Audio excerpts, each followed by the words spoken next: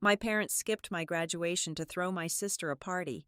I came home in my gown, found fridge leftovers and a note, then vanished the next morning. 1 year later, my father left a voicemail lasting over 1 minute. I stared at the screen, refusing to listen. I left not to be missed, but to finally be seen. Now, the family who erased me needs me to save them from a disaster they forged using my name. My name is Hazel. I am 24 years old, and today I graduated with a degree in finance and data analysis from Ridgeway State College. As I sat in the cavernous, overheated campus auditorium this morning, surrounded by hundreds of buzzing, anxious students, I really thought today would be different. I firmly believe that today would be the day the Turner family finally showed up for me. The auditorium smelled of nervous sweat, cheap floral perfume, and the dusty velvet of old theater seats. The overhead stage lights were blinding, washing out the faces of the massive crowd into a blurry, shifting sea of proud parents and screaming siblings. When the dean of the business school called my name over the heavy static of the microphone, I stood up and walked across the stage. The wooden floorboards creaked beneath my sensible black heels. I clutched the heavy leather binder containing my diploma, and I looked out into the vast, cheering expanse of the arena. I scanned the middle sections, then the lower aisles, then the upper balcony. I looked for my father's familiar charcoal gray suit. I looked for my mother's auburn hair. I looked for my sister Sloane, who always made sure to wear something bright and sequined enough to catch the spotlight no matter where she was. I saw a lot of waving hands, neon signs, and flashing cameras, but none of them belonged to my family. I smiled for the official university photographer at the end of the stage, offering a tight, practiced upward curve of the lips. As I walked down the opposite stairs and back to my seat, the excuses started playing in my head like a familiar, comforting soundtrack. Traffic on Interstate 95 must have been terrible. Dad probably had a last-minute crisis at the risk management firm. Mom might have struggled to find a parking spot near the stadium. They promised they would be here. I had texted them the ceremony schedule exactly 21 days ago. I had printed out the full itinerary, highlighted my specific graduation time in bright yellow, and taped it to the granite kitchen island. They had looked right at it. They had nodded. They had told me they were so proud and that they would not miss it for the world. The drive back to our quiet suburban neighborhood took exactly 45 minutes. I kept my long black graduation gown on the entire time. The cheap polyester fabric trapped the late afternoon heat, sticking uncomfortably to my shoulders and the back of my legs. But I stubbornly refused to take it off. I wanted them to see me in it when I walked through the front door. I wanted the visual proof of my achievement to demand their attention. Turning onto our tree-lined street, my breath suddenly caught in my throat. Cars lined both sides of the road, practically choking the asphalt. There were sleek silver sedans, expensive sports cars, and heavy luxury SUVs parked half on the manicured grass. My chest tightened, and for a rare, foolish moment, my heart actually lit up. A surprise party. They had skipped the boring 3-hour public ceremony to rush home and set up a massive surprise party just for me.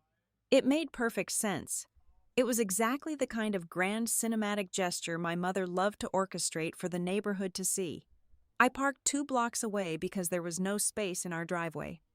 I walked the rest of the distance, clutching my diploma binder against my chest, my pulse drumming a frantic, hopeful rhythm against my ribs.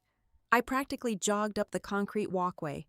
I pushed the heavy oak front door open, preparing my face for a look of absolute astonishment and joy. I stepped inside. The house was cool, dim, and entirely empty. There were no metallic balloons floating in the foyer. There were no colorful streamers hanging from the dining room chandelier. The silence of the formal living room was heavy, thick, and suffocating, but the property was not totally quiet. A steady thrum of upbeat pop music, the sharp clinking of expensive glassware, and a chorus of loud, overlapping laughter drifted in from the backyard. I walked slowly toward the back of the house, the heavy black fabric of my gown swishing softly against my bare legs. I stopped just short of the sliding glass doors that led out to the sprawling stone patio. The late afternoon sun filtered through the sheer white curtains, casting long, mocking shadows across the polished hardwood floor. I looked out through the glass. The backyard was a sea of people, but they were absolutely not here for a college graduate.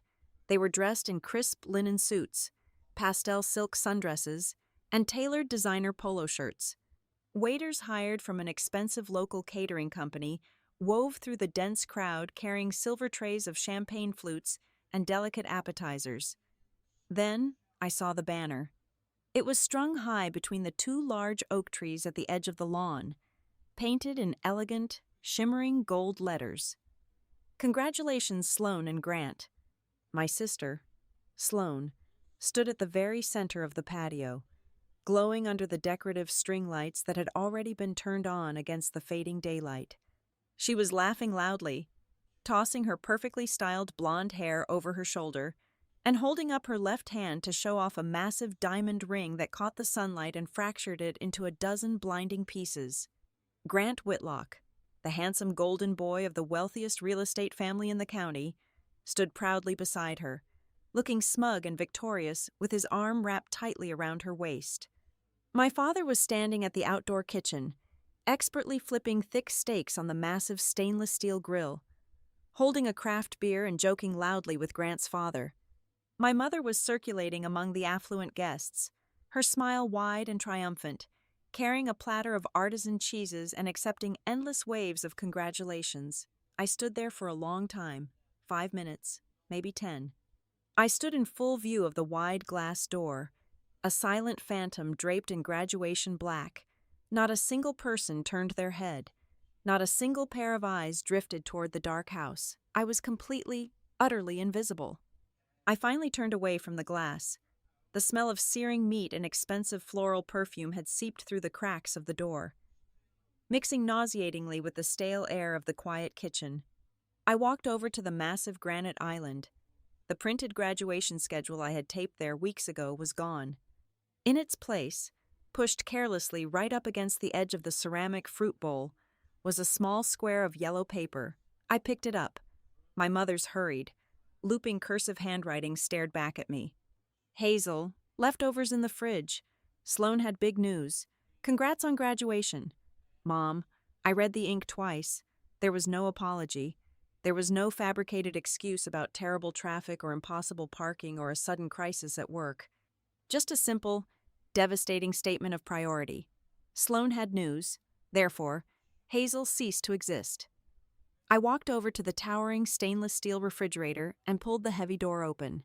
Sitting on the middle shelf, pushed behind a half-empty bottle of expensive white wine, was a cheap plastic container of cold chicken parmesan from 2 nights ago. I took the container out. I did not bother to heat it up in the microwave.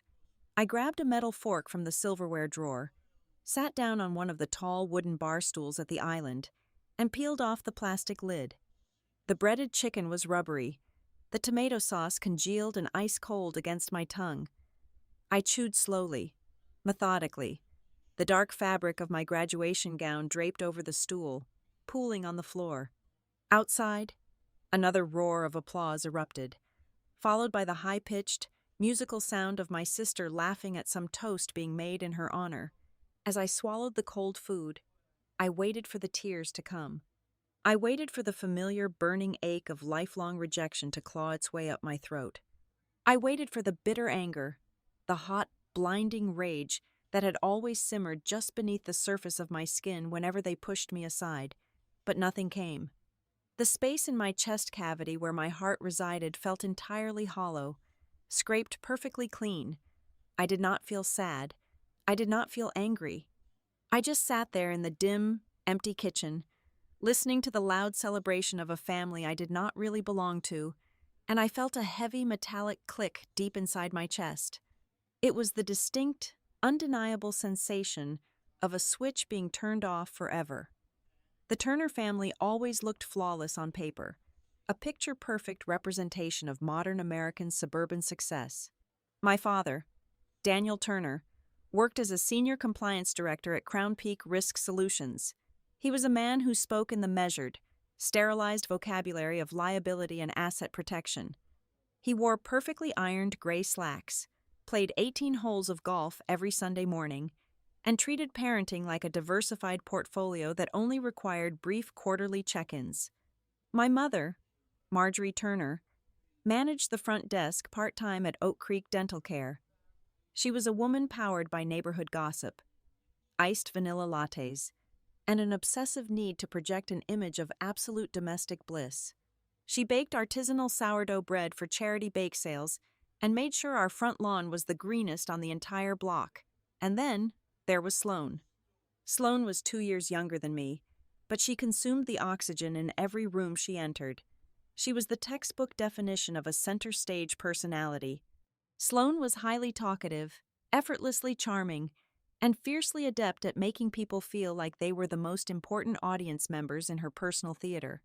She always had a dramatic story to tell, a minor crisis that required immediate attention, or a sparkling achievement that demanded a standing ovation.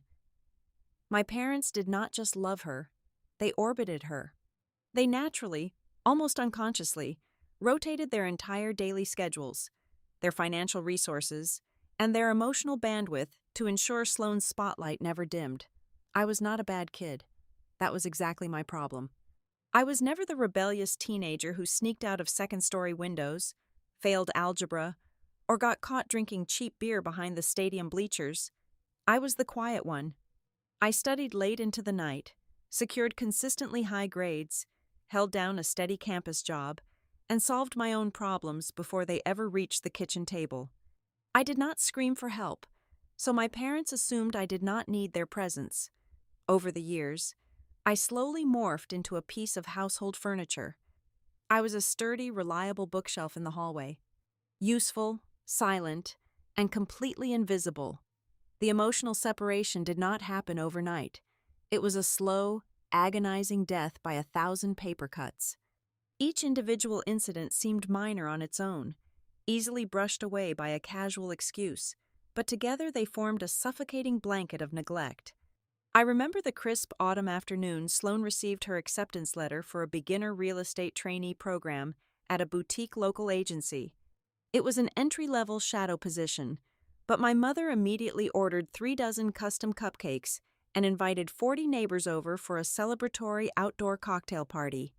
That exact same afternoon, I was standing by the kitchen sink, holding an official university envelope.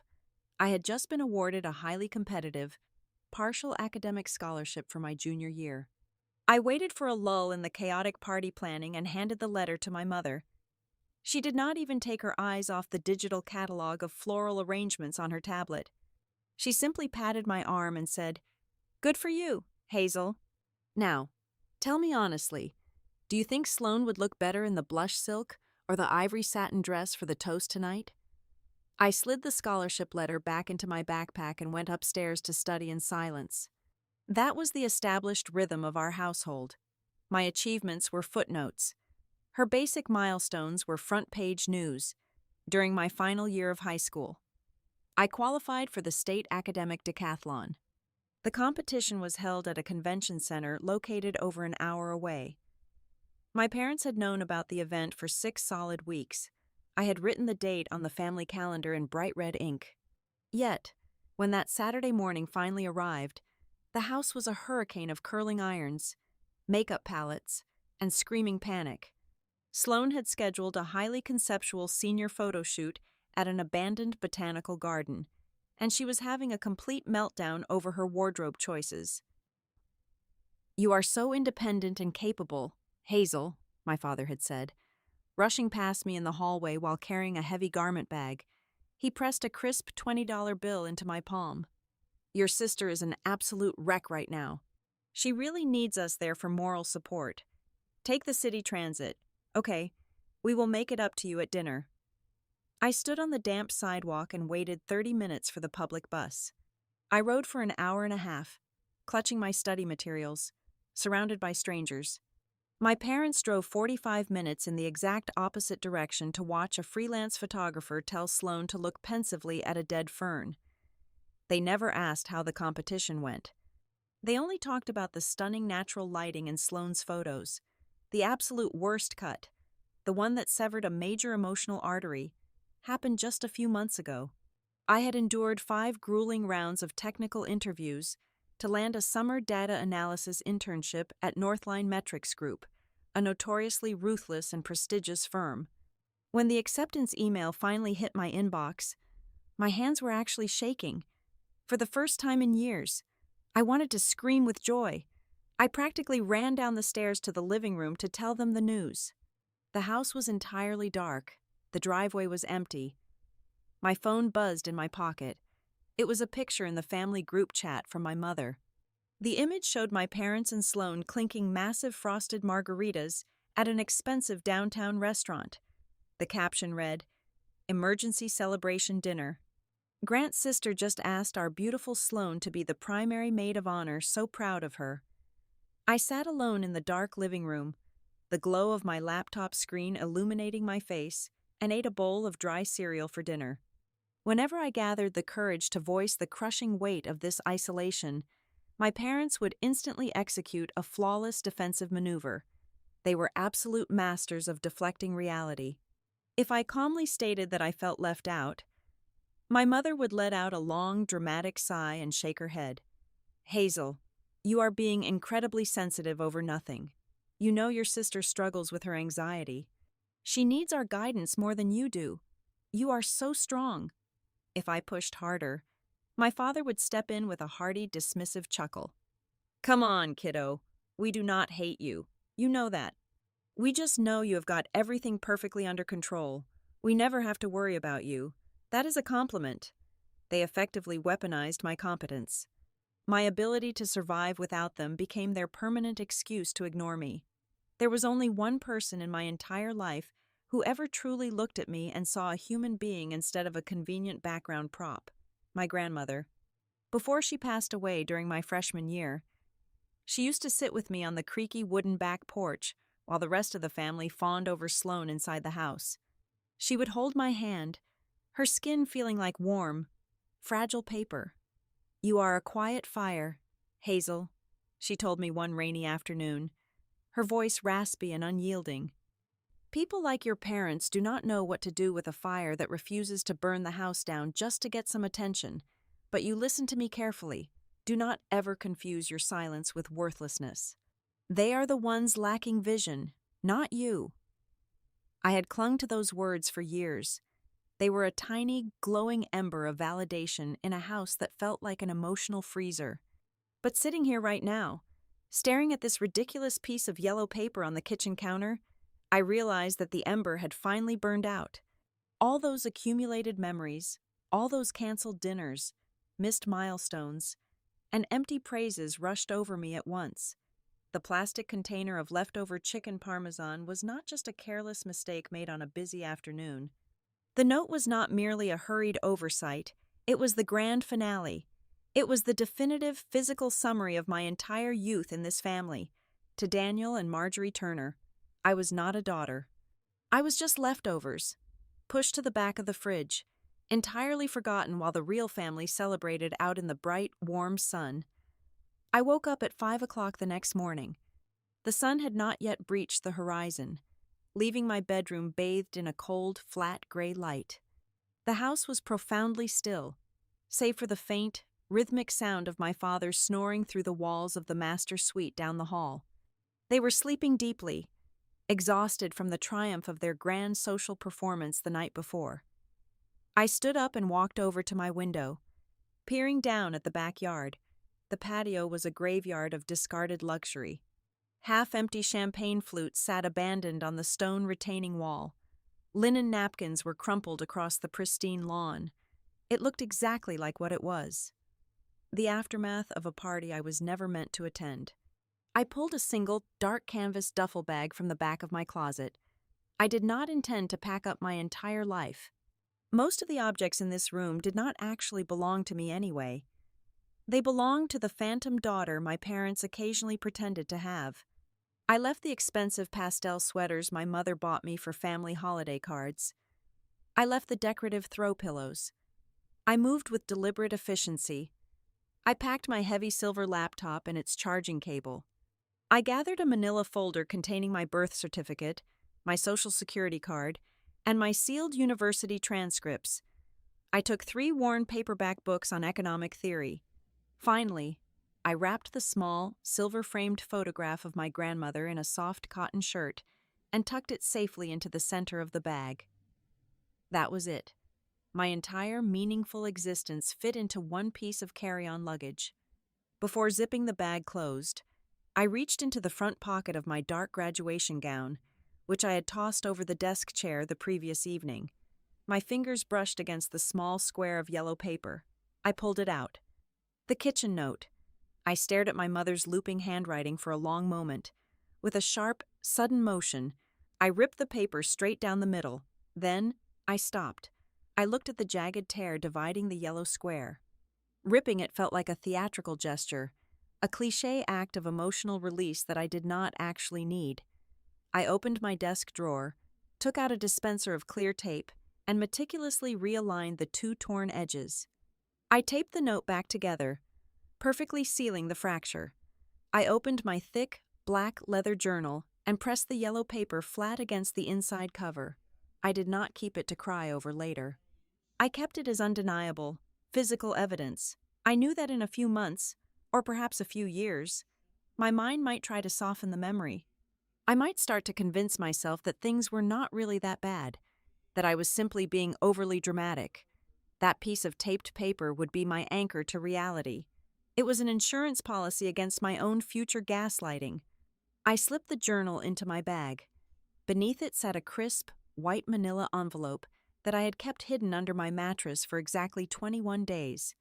Inside that envelope was a fully executed residential lease agreement for a small apartment in Alder City, along with an official, signed offer letter for a full-time data processing role. I had not made a rash, emotionally charged decision in the middle of the night. I had been quietly, methodically planning my escape route for nearly 1 month. The graduation day was merely the final confirmation that my calculations were entirely correct. I slung the duffel bag over my shoulder and walked down the carpeted staircase. I did not draft a farewell letter. I did not leave a dramatic manifesto on the kitchen island demanding answers or demanding love.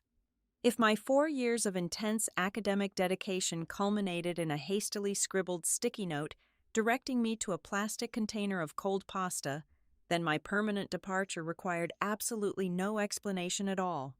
I set my heavy brass house key gently onto the granite counter. I walked out the front door, pulled it shut until the lock clicked, and walked away. My new apartment in Alder City was located on the 2nd floor of a crumbling brick building, directly above a 24-hour commercial laundromat. The neighborhood was entirely industrial, devoid of manicured lawns or neighborhood watch associations. When I unlocked the flimsy wooden door and stepped inside, the air smelled faintly of bleach, floral fabric softener, and old dust. The floorboards sloped slightly to the left. The single window in the main room rattled every time a heavy freight truck drove past on the avenue below. A constant, vibrating hum radiated through the floor from the massive industrial washing machines spinning downstairs. It was small, cramped, and undeniably rough around the edges. But as I dropped my duffel bag onto the scuffed linoleum floor, I took a deep breath. For the first time in 24 years, the silence inside a room did not feel like a heavy, suffocating punishment. It felt like a deep, cleansing exhale. I was completely alone, and I was entirely safe. It took my family exactly 48 hours to realize I no longer lived in their house. It was Tuesday afternoon. I was sitting at a small, wobbly wooden table I had bought from a local thrift store, setting up my laptop for work, when my cell phone finally vibrated across the surface.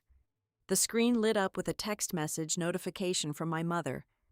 I stared at the glowing rectangle. A small, pathetic part of my brain wondered if she had noticed the missing duffel bag, the empty drawers, the missing key on the counter. I wondered if she was frantic, calling the local hospitals or filing a missing persons report. I unlocked the screen and opened the message. It read that Sloan could not find her white charging cable anywhere. It asked if I packed it by mistake, stating she really needed it for a vendor meeting in 1 hour. It ordered me to go check my room. I read the words 3 times. there was no mention of my absence. There was no inquiry about my well-being. 2 full days had passed, and the only reason they reached out was because my sister required a piece of electronic equipment. I was not a missing daughter. I was a misplaced utility. I did not feel a sudden surge of sorrow. I felt a cold, crystal-clear validation. I opened the keyboard and typed out my response with steady, deliberate thumbs. I moved out. Keep the charger. I hit send.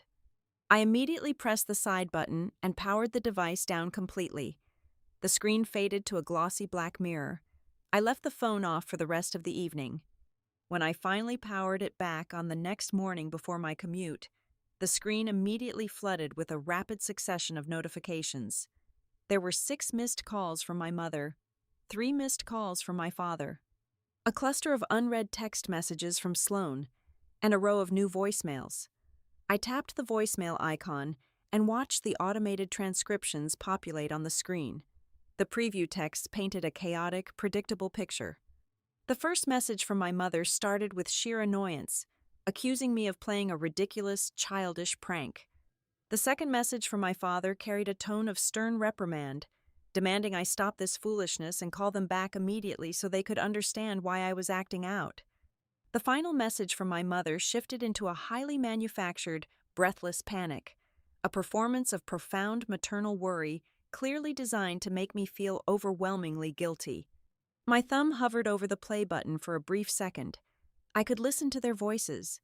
I could let their familiar tones drag me right back into the suffocating emotional labyrinth I had just escaped. Instead, I slowly lowered my hand. I closed the application, slipped the phone into my pocket, and walked out the door to start my new life. My title at Northline Metrics Group was Junior Data Analyst. The position was the definition of entry-level corporate grind, demanding long hours in a cubicle farm illuminated by harsh fluorescent lights. My daily responsibilities involved staring at endless spreadsheets, cross-referencing thousands of rows of financial data, and reconciling massive corporate expense reports. To most of my colleagues, who complained loudly by 3 o'clock every afternoon and constantly watched the clock, the work was mind-numbingly dry.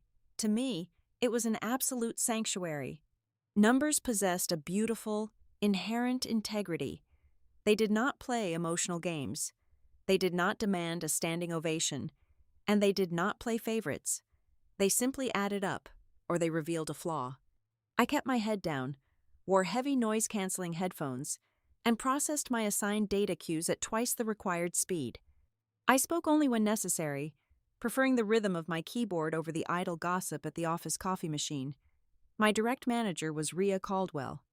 She was a former forensic auditor who wore impeccably tailored black blazers and possessed a gaze that felt like a physical laser beam. Rhea was not the type of manager who offered bubbly compliments or handed out meaningless certificates of achievement. She evaluated her team strictly on output and accuracy.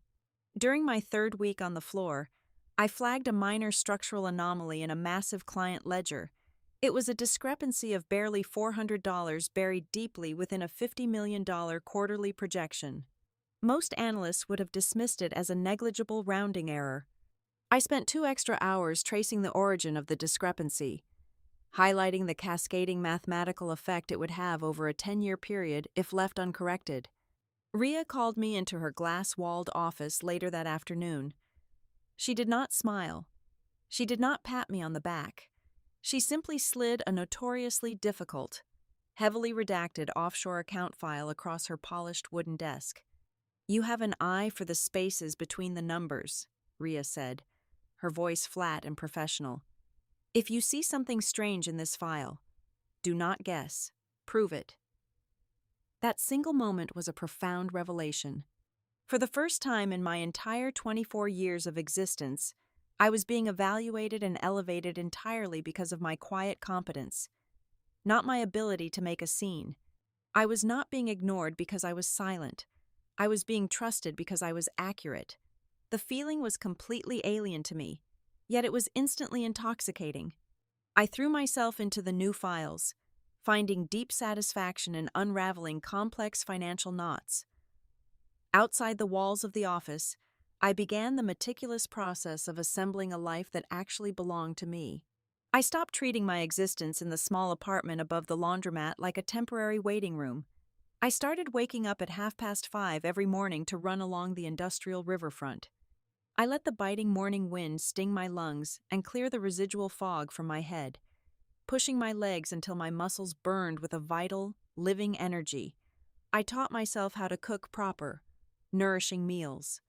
I stood in my cramped kitchen, chopping fresh vegetables, searing salmon, and filling the space with the rich scent of garlic and rosemary.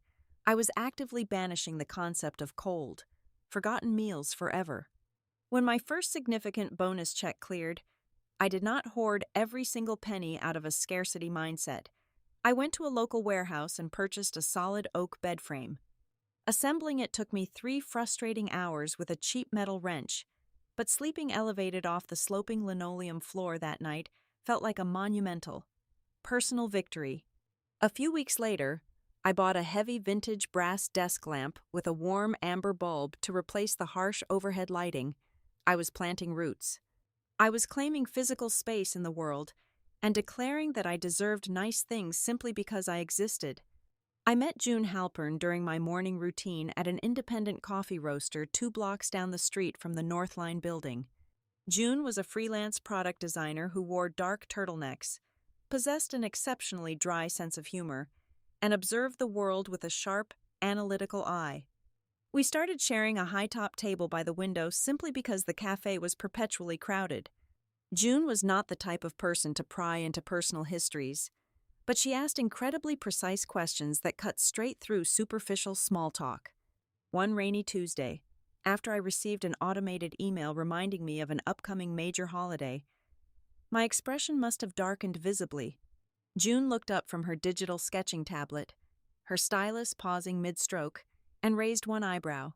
I ended up giving her the shortest, most sanitized summary of my estrangement. I braced myself for the inevitable pity. I expected the standard, unsolicited societal advice about the importance of forgiveness, about blood ties, about needing to be the bigger person and reach out. June took a slow sip of her dark roast coffee, set the ceramic mug down on the wooden table, and shook her head slightly. "You do not lack love, Hazel," she said, her tone entirely devoid of cheap melodrama. "You lack people who treat you with basic decency. There is a massive difference between the two." The simplicity of her assessment hit me like a breath of pure oxygen. It validated every instinct I had fought to protect. She did not treat my boundaries like a tragic mistake. She treated them like a logical, the healthy response to a toxic environment. By the end of my 8th month at Northline, Rhea called me into her office again. She informed me that she was leaving the firm to accept a senior director position at the high-net-worth client division of Lattice Harbor Advisory, a boutique wealth management firm downtown. She wanted to bring me with her. The new position she offered me was a massive leap forward. It came with a 60% increase in my annual salary, a private office, and a level of analytical responsibility that would put me directly in front of major executive boards. I read the contract thoroughly, my heart beating with steady confidence, and signed the transfer paperwork that exact same afternoon. Walking back to my apartment that evening, the city streets seemed to vibrate with a totally different kind of energy. The streetlights cutting through the gathering dusk felt brighter, and the cool evening air tasted incredibly sharp. I stopped at a busy crosswalk, looking up at the towering glass skyscrapers reflecting the fading sunset. A profound, slightly terrifying, but utterly beautiful realization washed over my entire body. I was standing on my own 2 feet. I was thriving in a ruthless, demanding industry. I was sleeping in a bed I had built with my own hands, and I was laughing with a friend who saw me clearly for who I actually was. I had built a fortress of absolute stability, and I had done every single bit of it completely alone. The invisible, suffocating tether of my past had finally snapped. I could live a vibrant, successful, and deeply fulfilling life without ever needing my family to validate my worth. I had stepped completely out of the shadows, and the light felt incredible. It had been nearly 9 full months since I quietly packed my single canvas duffel bag and walked away from the house I grew up in.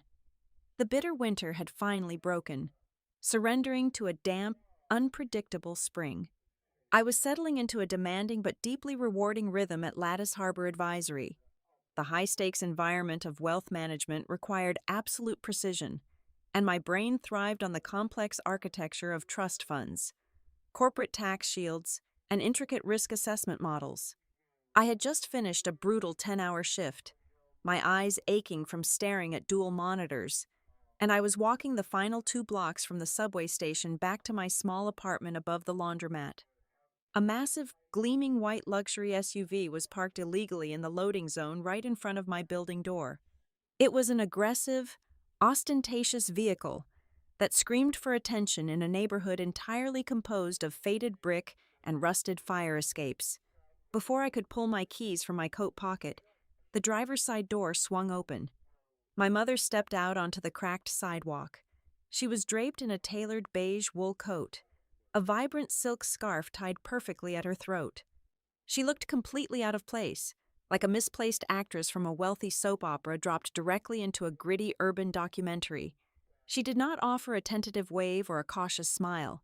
She marched directly toward me, her leather heels clicking sharply against the concrete, and pulled me into a sudden, forceful embrace, her arms locked around my shoulders, pressing my face against her collarbone.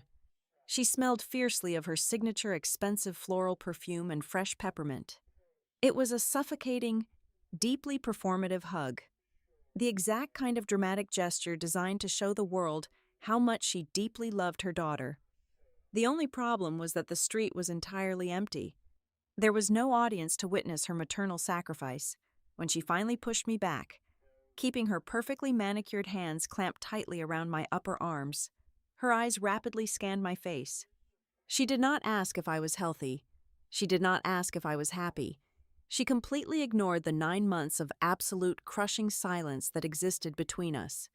Instead, she delivered her opening line with the casual authority of a stage director assigning a role. "Sloan wants you to attend the official engagement party with the Whitlock family this coming Saturday," my mother declared, her voice crisp and commanding. "We really need you there, Hazel. We need the family to look complete." The sheer audacity of the statement hung heavily in the damp evening air. If she had delivered those exact words 1 year ago, my foolish, desperate heart might have shattered all over again. I might have cried, begging for a real explanation, but standing there, clutching my heavy leather briefcase, I felt only a cool, detached wave of observation. The grief had completely burned away, leaving behind a sharp, clinical awareness. I understood the assignment immediately. The Whitlock family represented generations of old money, extreme prestige, and rigid social expectations. They cared deeply about unbroken lineages and flawless public images. To them, a missing sister was an ugly red flag, a glaring defect in the otherwise perfect Turner family portrait. I was not being invited back to reconcile. I was being recalled from storage simply because the production required a background prop to make the main characters look good. I stared directly into my mother's meticulously lined eyes. I refused to give her the satisfaction of an emotional argument, nor would I hand over the immediate compliance she expected. I shifted the weight of my briefcase. "I will think about it," I said. My tone was entirely flat, giving absolutely nothing away. My mother bristled, clearly irritated by my lack of enthusiastic gratitude, but she masked it quickly with a tight, artificial smile. "Do not take too long to decide. The country club caterer requires the final seating chart by tomorrow afternoon." She turned on her heel, climbed back into her pristine fortress of a vehicle, and sped away down the dark avenue without looking back. I climbed the sloping wooden stairs to my apartment, locked the heavy brass deadbolt behind me, and dropped my keys onto the thrifted wooden table. My phone immediately buzzed aggressively against the wood. The screen displayed a text message from Sloan. This was an incredibly rare occurrence. My sister never initiated direct contact unless she was facing a crisis she could not manipulate our parents into solving for her. The message was unusually brief. "Can I please call you? I know you are angry, but I really need to talk right now. I poured myself a glass of cold tap water, pulled out a chair, and dialed her number. She picked up before the first ring finished. The voice on the other end of the line was completely devoid of its usual bright, performative polish. Sloane sounded frantic, exhausted, and incredibly small. "Hazel," she began, her words rushing out in a messy tumble. "I know Mom just ambushed you at your apartment. I begged her not to do it like that.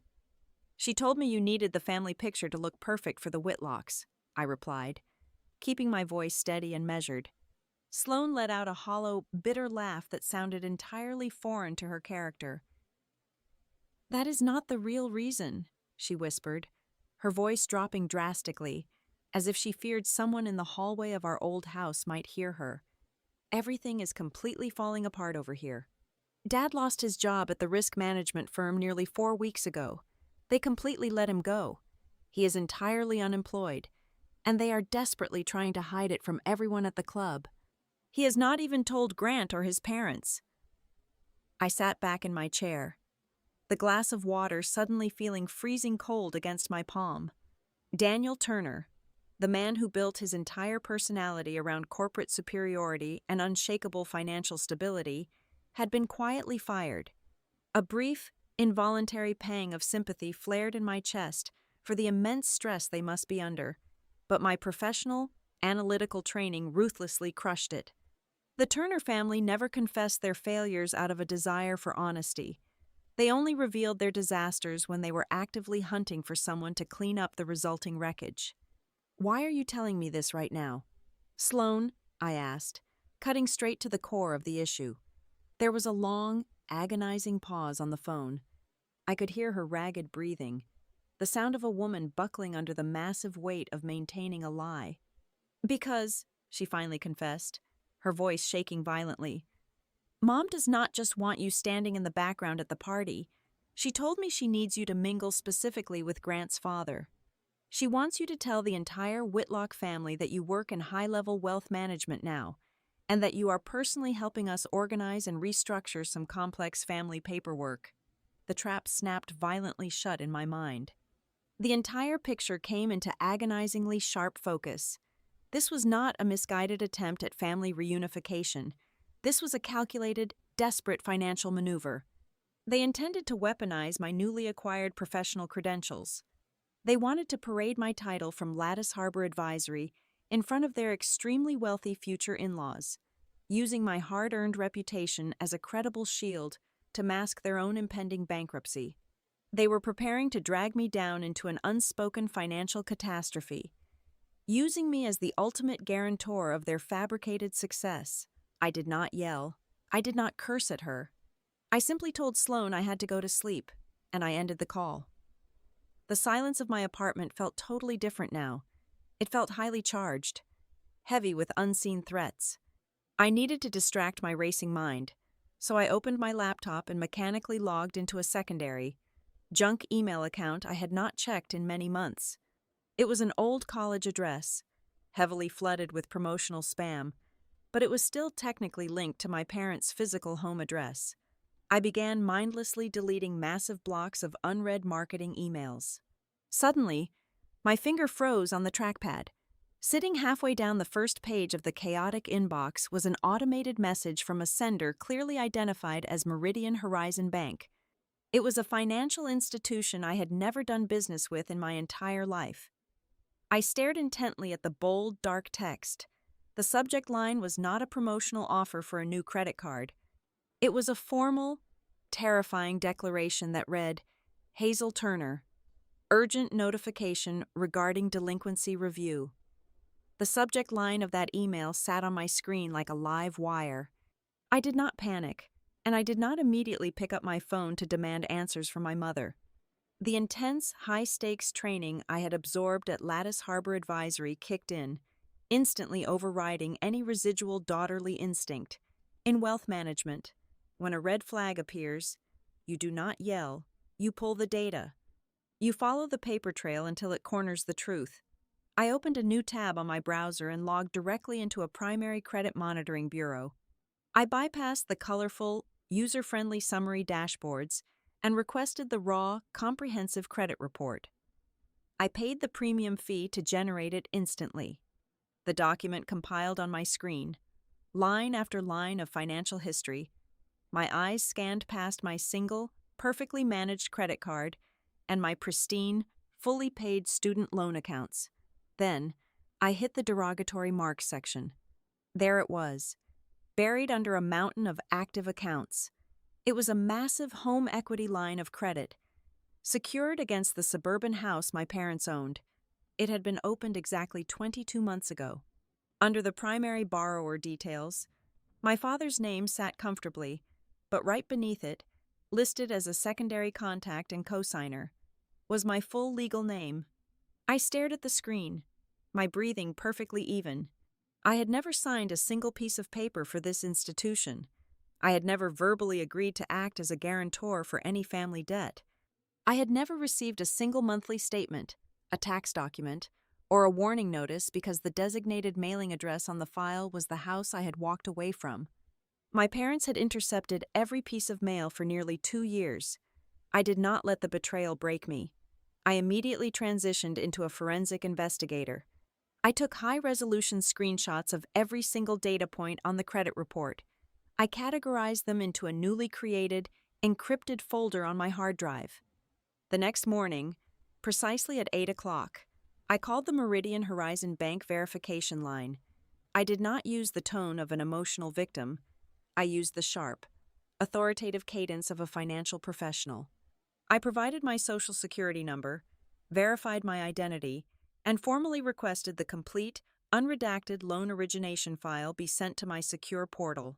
The documents arrived 4 hours later.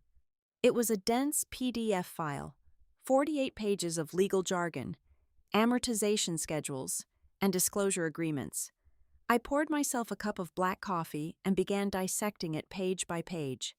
I cross-referenced the digital timestamps, the IP addresses logged during the application process, and the specific processing agent assigned to the file.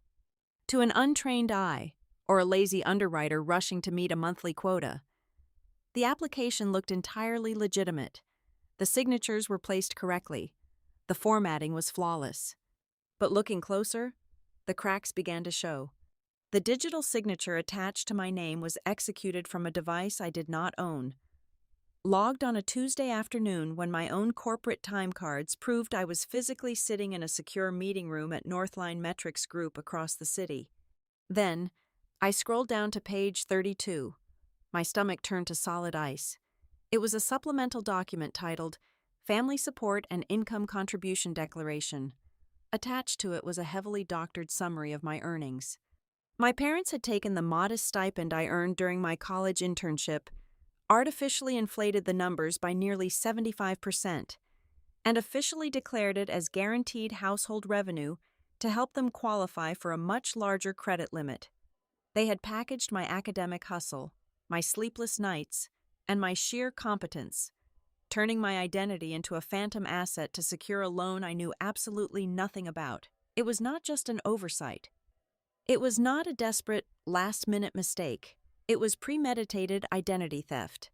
They viewed my name as an available resource, a tool sitting in the shed, ready to be used without permission. My cell phone vibrated violently against the desk. It was Sloan again. I let it ring 3 times before answering. "Hazel," she gasped, her voice completely devoid of the polished, confident tone she usually projected. She was crying, but it was not her usual performative weeping designed to elicit sympathy. It was the raw, hyperventilating panic of someone whose entire reality was collapsing. "I looked through the filing cabinet in Dad's home office this morning," Sloan choked out, her words stumbling over each other. "I swear to you, Hazel, I did not know your name was on anything. I did not know they used you. But I found the folders. Tell me exactly what you know." "Sloan," I commanded, my voice flat and unyielding. She took a ragged breath. "They took out a massive loan against the house nearly 2 years ago. Dad told me it was just a smart refinancing move. But he lost his job, and they have been completely draining that credit line to keep the mortgage afloat, to pay off 3 different platinum credit cards, and to cover the deposits for my wedding venues. They were terrified the Whitlock family would cancel the engagement if they found out we were not financially liquid. They bought the flowers, the catering, the string quartet with that money. Hazel, my entire wedding is being funded by debt they cannot pay back. A sharp ping sounded on my phone. Sloan had sent me a series of photographs. I opened the messages while keeping the phone pressed to my ear. The images showed thick pink envelopes, final notices from Meridian Horizon Bank, and aggressive debt collection agencies, hastily stuffed into the very back of the kitchen island drawer, hidden beneath old recipe books. The most shocking twist was not the debt itself, but Sloane's reaction. The golden child, the sister who had happily consumed all the oxygen and resources our parents had to offer, was actively supplying me with evidence against them. She was standing in the wreckage of her perfect narrative, finally realizing that she, too, was nothing more than a prop. Her lavish wedding was not a celebration of her love. It was a desperate public relations campaign orchestrated by our parents to maintain their social standing. "Send me everything you have," I told her. "Do not delete anything. Do not confront them yet." I ended the call. I sat in the absolute silence of my apartment, surrounded by the physical proof of my family's ultimate betrayal. A lesser version of me, the quiet girl who ate cold leftovers in a graduation gown, might have collapsed onto the floor, but that girl was gone. I opened a blank, highly secured spreadsheet. I titled it Discovery Timeline. I meticulously logged every date, every forged signature, and every inflated dollar amount. I categorized Sloane's photographs into an evidence subfolder. I was no longer merely protecting my emotional boundaries. I was fighting to protect my legal name and my financial future. I picked up my phone and made 2 critical appointments. First, I booked an urgent consultation with Eli Booker, a razor-sharp corporate attorney I had met through Lattice Harbor Advisory, a man who specialized in civil fraud and quiet, lethal resolutions. Second, I scheduled an emergency session with Dr. Mara Voss, my therapist. I knew the psychological warfare was about to escalate to an unprecedented level, and I needed my mind completely fortified. I was stepping onto the battlefield, not to scream, but to dismantle them with cold, irrefutable facts. The conference room at Lattice Harbor Advisory was encased in soundproof glass. I sat directly across from Eli Booker, a senior corporate litigator who specialized in high-stakes financial resolutions. Eli did not offer me empty paternal sympathy. He reviewed the 48 pages of the Meridian Horizon Bank loan file with the predatory, unblinking focus of a hawk analyzing its prey. "You have 3 distinct legal paths here, Hazel," Eli stated, his voice devoid of emotion as he tapped a solid gold pen against the polished mahogany table. "Path 1 is the nuclear option. We file a formal police report for criminal identity fraud. Your parents will face immediate felony charges and potential prison time. Path 2 is a civil lawsuit to forcefully untangle your name from the debt and seek punitive damages. Path 3 is a highly aggressive, conditional negotiation. We utilize the very real threat of Path 1 to force a legally binding, written admission of guilt from them. This grants us total, unchallenged control over the asset restructuring process." I considered the options. I did not want to send Daniel and Marjorie Turner to a federal penitentiary. My hesitation had absolutely nothing to do with lingering familial affection. A messy, highly publicized criminal trial would inevitably drag my own spotless professional reputation through the mud. I chose the third option. It was infinitely more agonizing for people like my parents. A sudden loud explosion is easy to play the victim in. A slow, methodical, and legally binding dismantling of their carefully curated lies, documented purely in black and white, was the ultimate punishment. I wanted to watch them choke on the exact paperwork they had forged, to ensure I did not falter. I spent 90 minutes the following evening sitting in the soft leather armchair of my therapist, Dr. Mara Voss. I needed to construct an impenetrable mental fortress before walking back through the front door of my childhood home. Mara helped me isolate my objectives into 3 absolute pillars. First, I had to surgically extract my credit history from their sinking ship. Second, I had to permanently sever their manipulative access to my life. Third, and arguably the most difficult, I had to refuse to absorb a single ounce of misplaced guilt.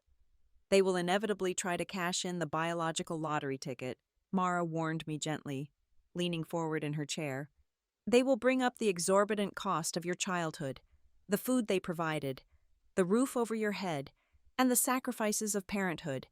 You must treat those emotional appeals exactly like a bad investment pitch.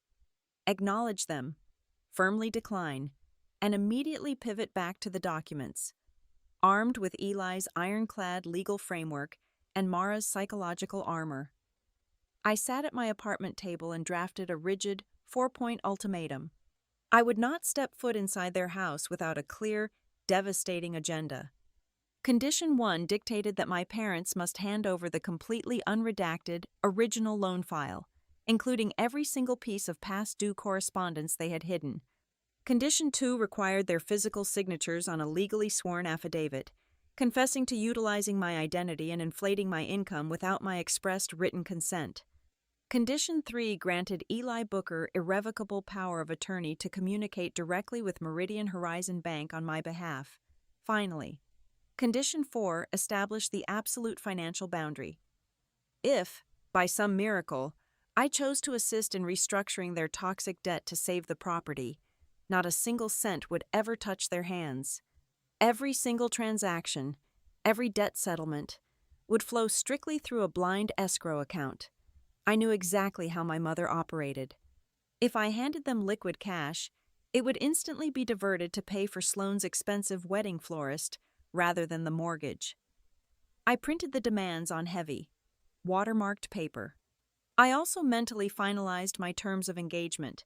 I would not accept theatrical weeping as a substitute for factual accountability. I would not allow my mother to hyperventilate her way out of a corner.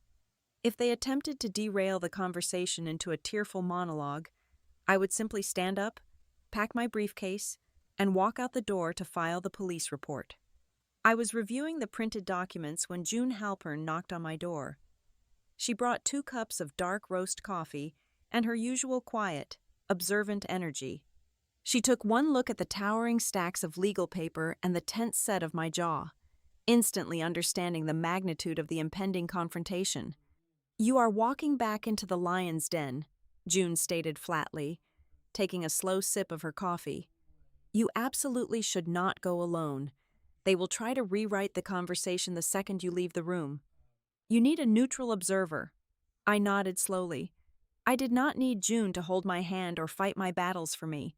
I was entirely capable of leveling the room myself. But having a sharp, uncompromised witness standing quietly in the corner of their pristine living room would completely neutralize my mother's ability to gaslight me later. "Pick me up at 6 o'clock on Friday," I told her. Just as I was sliding the files into my leather briefcase, my phone lit up with another notification from Sloane. My sister had clearly crossed the point of no return. She was actively excavating the deepest family secrets. I opened the message. It was a clear, high-resolution photograph of a leather-bound planner from May of the previous year. My mother's looping handwriting filled the page.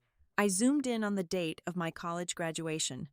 In the morning slot, at exactly 10 o'clock, my mother had written my commencement ceremony in neat blue ink, but written heavily in bright red ink, slashed violently and directly across my time slot, were the details for Sloane's engagement celebration, explicitly noting that the Whitlock family would be dropping by the neighborhood at noon.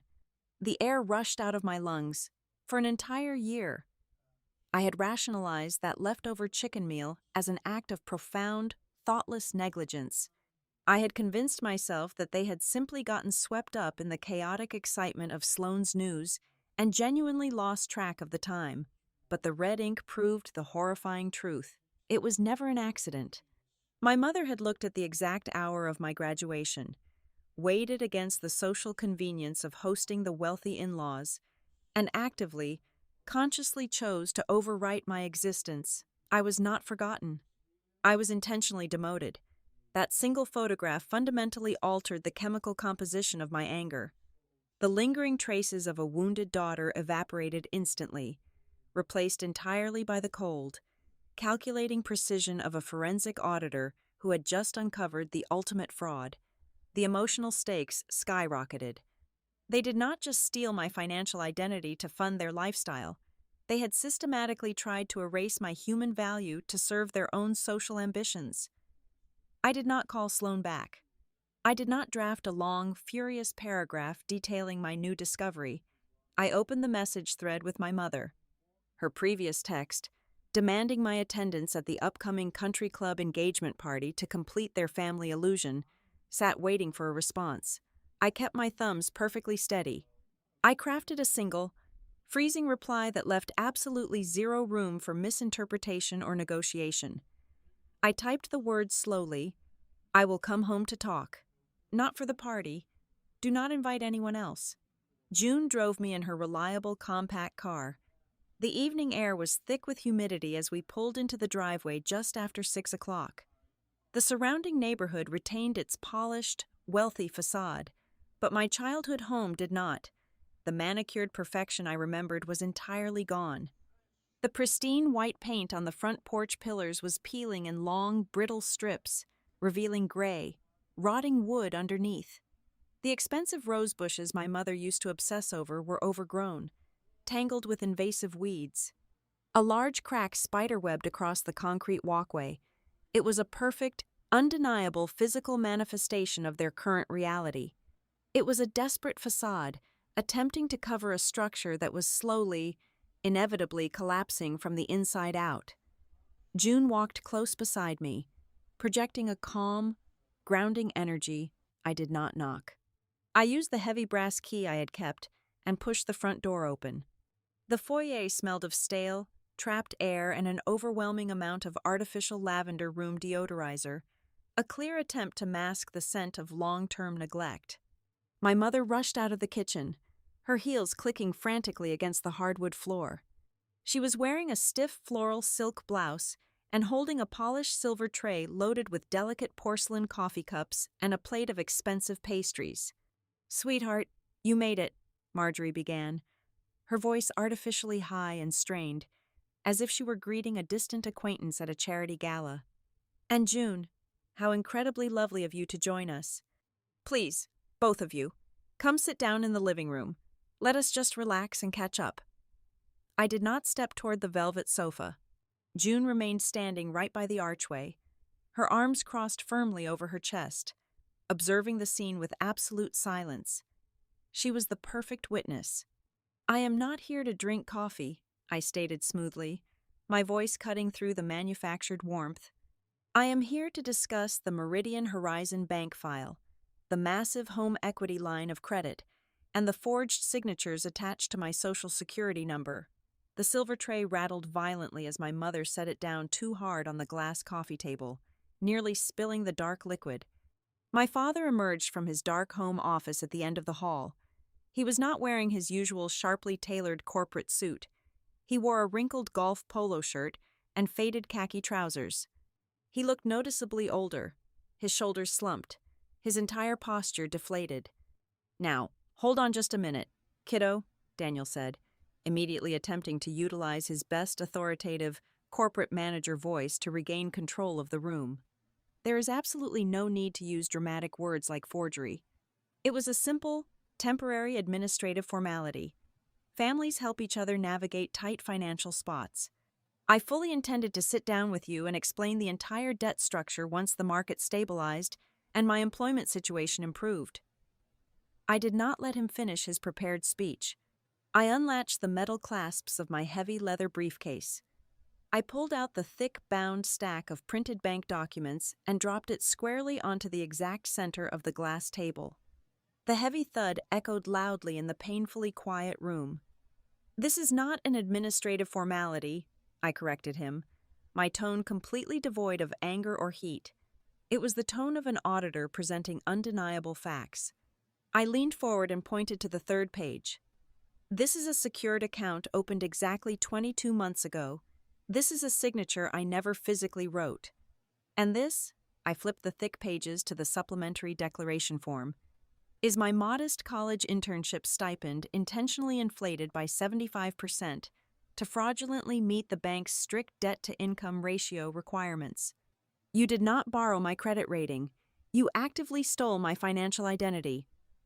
My mother immediately crumpled onto the edge of the velvet sofa, burying her face in her perfectly manicured hands. The theatrical, high-pitched weeping began right on cue. "You have absolutely no idea what kind of nightmare we have been dealing with," she sobbed, her shoulders shaking violently. "The crushing daily pressure to keep this roof over our heads is unbearable. The Whitlock family is incredibly traditional. They value unwavering family stability and financial prestige above all else. If we cancel the engagement party, if we publicly admit we are completely underwater, the humiliation will ruin your sister's entire future. We did it for the family. We were trying to protect all of us." I looked down at her shaking form. In the past, those tears would have manipulated me into immediate submission. Now, I felt absolutely nothing but clinical detachment. "Do not invoke the sacred concept of family to justify a federal crime," I said quietly, demanding the room's total attention. "Because I know exactly where I rank in this household." I paused, ensuring every single word landed with maximum, heavy impact. On the exact day I graduated from college, I walked back into this house wearing my heavy black cap and gown. The entire backyard was packed with expensive caterers and wealthy guests celebrating a wedding announcement. Not a single person turned to look at me. I sat entirely alone at the kitchen island, eating cold chicken parmesan out of a cheap plastic container. While you all laughed loudly outside, you left me a hurried sticky note instead of showing up to watch me get my degree. So do not sit there and cry about the profound sacrifices you make for your children. You happily sacrificed my financial future solely to protect your own fragile social standing. The room plunged into a thick, suffocating silence. Even my mother stopped her performative crying, staring up at me with wide, terrified eyes, before my father could formulate another corporate excuse. A new voice echoed from the top of the dark staircase. "She is telling the absolute truth." We all looked up simultaneously. Sloane walked slowly down the carpeted steps. She was not dressed in her usual bright, designer clothing. She wore faded sweatpants and an oversized gray sweater, looking exhausted and stripped of all her usual glamour. She walked across the living room and stood directly next to me, turning to face our parents. "I watched you ignore her for years," Sloane admitted, her voice trembling slightly but remarkably clear and steady. "I saw exactly how you pushed her aside to give me whatever I demanded. I stayed completely silent about it because I was the one benefiting from her neglect, but I'm not doing it anymore. I am not letting you destroy her good name just to pay for my wedding flowers." The deeply established, toxic hierarchy of the Turner household completely shattered in that exact second. My father opened his mouth, but no sound came out. He could no longer play the role of the pragmatic, sensible patriarch because the irrefutable financial documents on the table, combined with the unified front of both his daughters, were actively working against him. I looked directly into his eyes, shifting seamlessly into the final phase of my negotiation strategy. "Here are my non-negotiable conditions," I instructed, my voice sharp, clinical, and leaving zero room for debate. "You will both sign a legally binding affidavit right now, explicitly admitting to utilizing my identity and falsifying my income without my written consent. You will immediately cease using my name on any current or future financial applications. Finally, you will grant my attorney, Eli Booker, full and irrevocable power of attorney to negotiate directly with the bank to restructure this toxic debt." I picked up my empty leather briefcase and snapped the metal clasps shut. "If you refuse to sign, or if you attempt to delay this legal process until after the Whitlock engagement party this weekend, I will walk out of this house and immediately file a criminal fraud report with the authorities. The choice is entirely yours." They verbally agreed to everything right there in the dim light of the crumbling living room. My father nodded solemnly, his shoulders sagging in defeat, while my mother continued to dab her eyes with a crumpled tissue. But when I unspooled the heavy silver pen and placed it directly on top of the printed legal affidavits, their hands remained firmly planted in their laps. The familiar, deeply ingrained instinct to dodge accountability instantly reactivated. My father cleared his throat, suddenly shifting his weight and attempting a weak, placating smile. He asked for just 48 hours to review the terminology. He begged me to wait until after the grand engagement party this coming Saturday, claiming that signing legally binding admissions of fraud right before a massive social event would completely destroy their mental state. It was a classic, desperate stalling tactic. They wanted the weekend to fabricate a new escape route. I did not argue. I calmly placed the cap back on my pen, slid the documents into my briefcase, and walked out of the house. The following morning, the psychological warfare officially commenced. My mother initiated a relentless barrage of phone calls, completely abandoning her weeping victim persona. The Whitlock family required a massive, non-refundable deposit to secure the premium country club ballroom for the wedding reception, and my parents' credit lines were entirely frozen. She demanded I authorize a direct wire transfer of $15,000 to bridge the gap. I categorically refused. I calmly reiterated that my rigid escrow conditions remained firmly in place. Not a single penny of any restructured debt, let alone my personal savings, would ever touch their personal bank accounts. The rejection stripped away my mother's remaining facade. Her voice turned remarkably vicious, echoing coldly through the phone speaker. She called me heartless. She called me a robotic, calculating stranger who cared more about spreadsheets and legal clauses than the survival of my own flesh and blood. She accused me of actively enjoying their total humiliation. I listened to her entire tirade without interrupting, my breathing perfectly steady, before ending the call without a single word of defense. Behind the scenes, the pressure cooker was rapidly reaching its breaking point. The Whitlock family possessed the sharp, predatory instincts of old money. They were not fools. Vague rumors regarding my father's abrupt termination from the risk management firm had already begun to circulate through the hushed locker rooms of the local golf courses. Grant's father, a ruthlessly successful real estate developer, smelled blood in the water. He abruptly paused the joint financial negotiations for the wedding budget, demanding complete transparency and certified proof of liquidity from my father before he would sign the vendor contracts. The terrifying reality of total social ruin was closing in on my parents from every direction. By Thursday afternoon, my mother completely changed her strategy. If she could not extract my money, she decided to extract my image. She flooded my inbox with desperate, sickly sweet messages, begging me to simply attend the engagement party as a silent guest. Her logic was entirely transparent. She explicitly stated that if the Whitlock patriarch saw me, a highly successful wealth management professional from Lattice Harbor Advisory, standing united and smiling with my parents, it would project an illusion of absolute financial invulnerability. They wanted to use my hard-earned corporate title as a human shield to deflect the incoming audit from their wealthy future in-laws. I was fully prepared to ignore the invitation entirely until Sloane called me late Friday afternoon. She was hiding in the tiled bathroom of a bridal boutique, her voice dropping to a frantic, terrified whisper. The situation was exponentially worse than a simple request for visual support. My father had not just stayed quiet. In a desperate bid to pacify Grant's father, Daniel Turner had actively run his mouth. He had proudly, confidently announced to the entire Whitlock family that his brilliant daughter, who worked in elite high finance, had completely taken over the family portfolio and was personally restructuring their assets. He intentionally phrased it to imply that I was acting as their private financial guarantor. The sheer audacity of the maneuver sent a jolt of pure ice through my veins. It was the exact same toxic pattern, simply elevated to a catastrophic new height. They were using my name, my reputation, and my professional credibility without my permission, while entirely ignoring my humanity.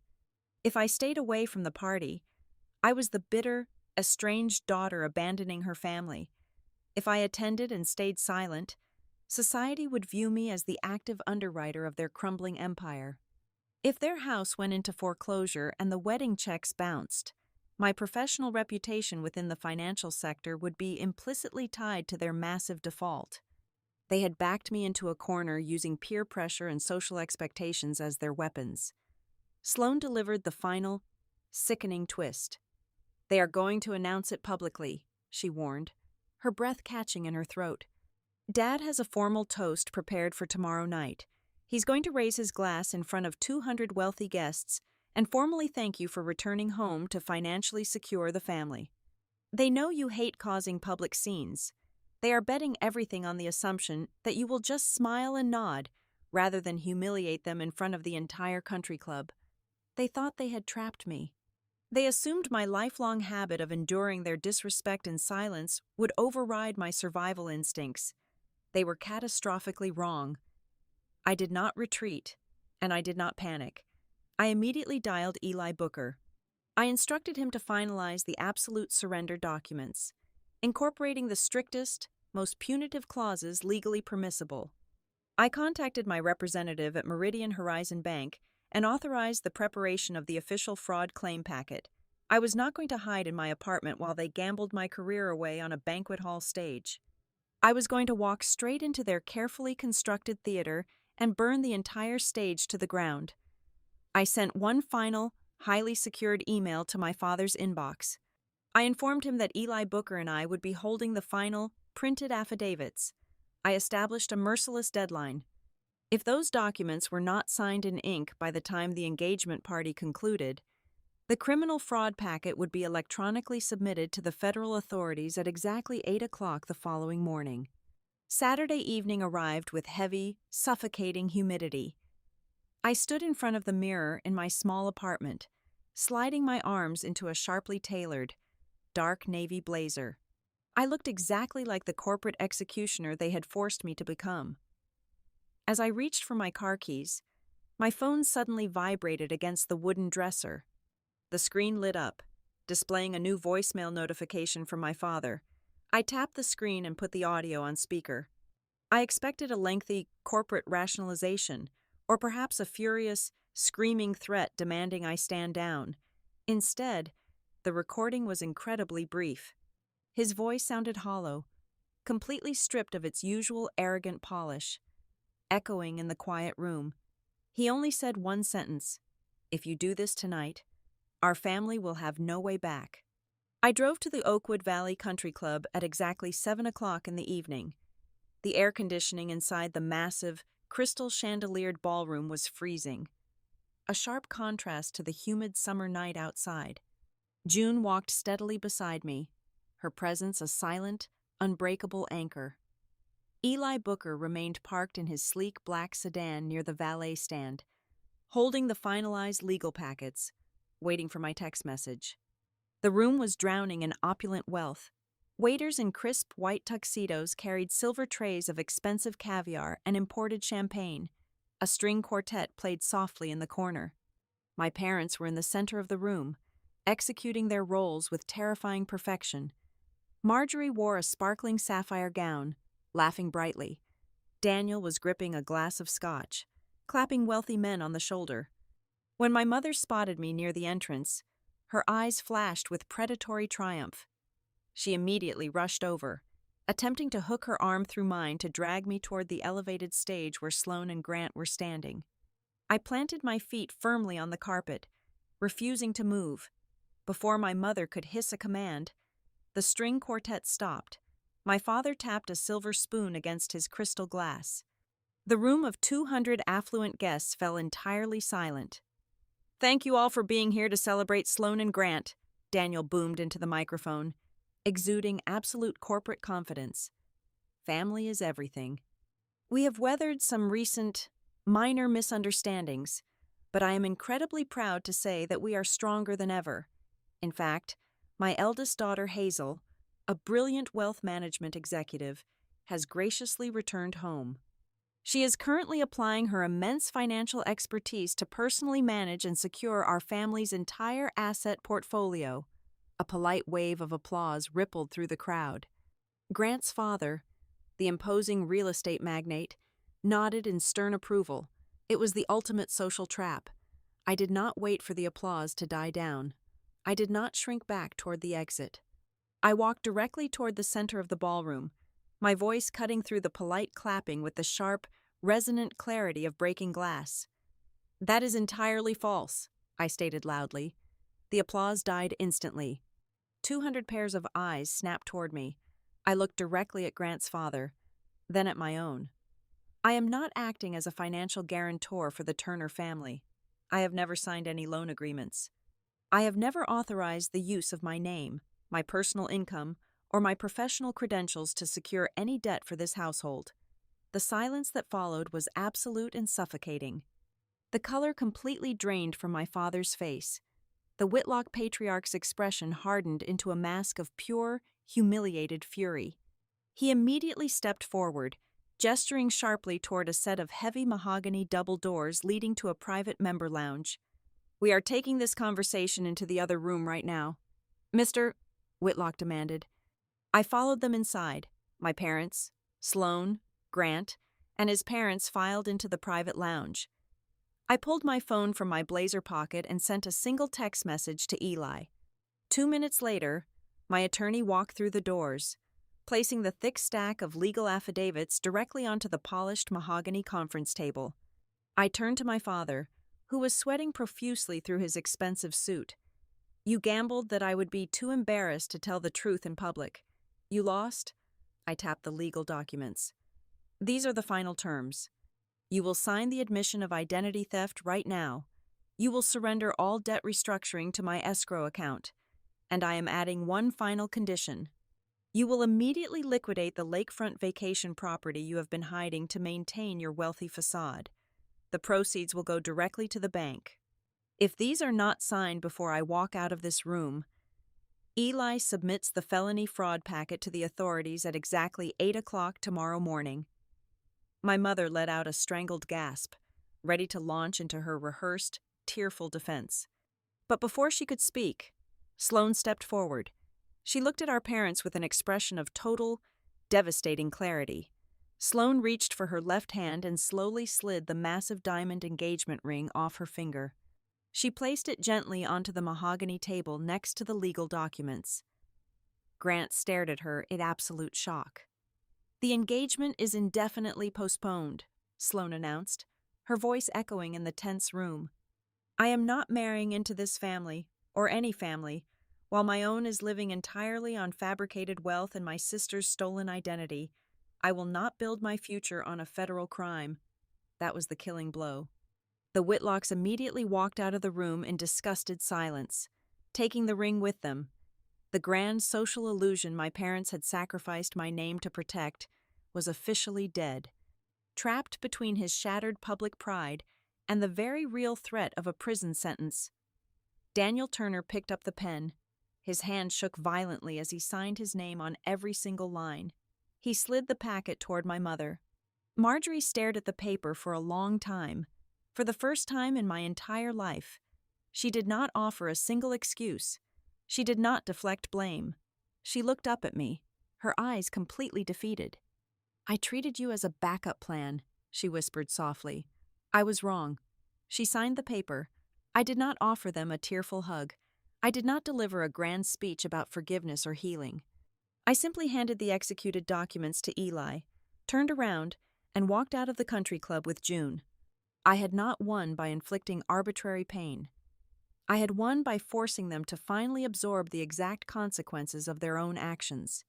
In the months that followed, Eli surgically removed my name from their toxic financial wreckage, entirely restoring my flawless credit score.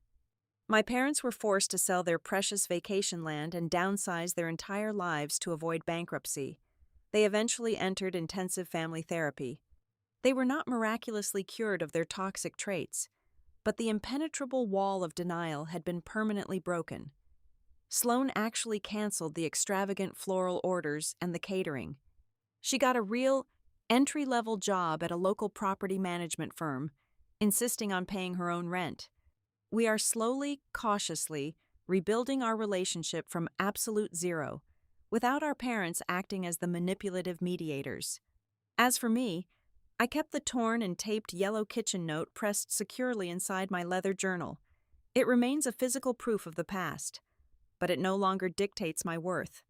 On my phone, buried deep in my saved audio files, that old 1-minute voicemail from my father still sits completely unplayed.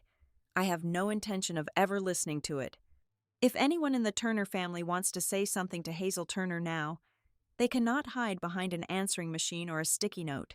They have to look me in the eye and speak the absolute truth. Thank you so much for listening to my story today. I would love to know where you are listening from. So please leave a comment below so we can connect and share our thoughts. Please subscribe to the Violet Revenge Stories channel, like this video, and support us even more by hitting the hype button so this story can be heard by many more people.